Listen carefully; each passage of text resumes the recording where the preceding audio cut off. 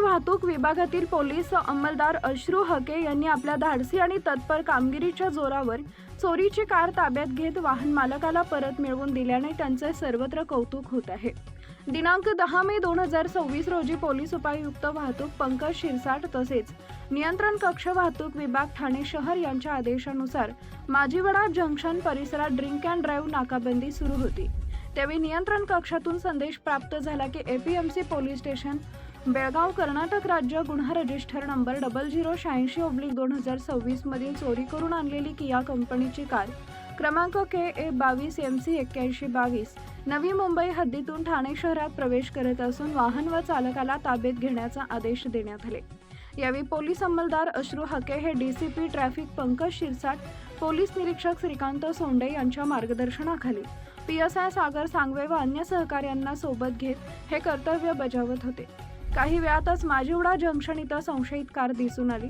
अंमलदार अश्रू हके यांनी चालकाला थांबण्याचा इशारा केला, मात्र चालकानं गाडी भरधाव वेगानं हके यांच्या दिशेनं आणत त्यांना धडक देण्याचा प्रयत्न केला आणि तेथून वेगानं पळ काढला।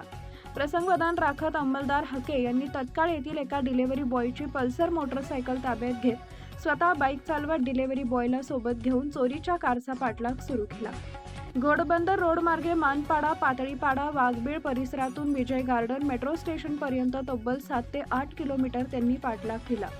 दरम्यान कार चालकाला वारंवार थांबवण्याचा इशारा करण्यात आला, मात्र कार चालक हके यांना धडक देण्याचा प्रयत्न करत होता, तसेच इतर वाहनांना डॅश मारत भरधाव वेगानं गाडी चालवत होता।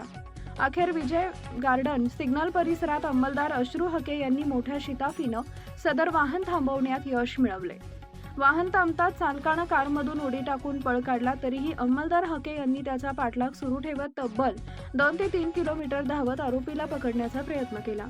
पाठलाग करत असताना हके यांनी चोराच्या अंगावर झडप मारली, मात्र चोरास पकडताना त्यांचा शर्ट फाटून हके यांच्या हातात आला।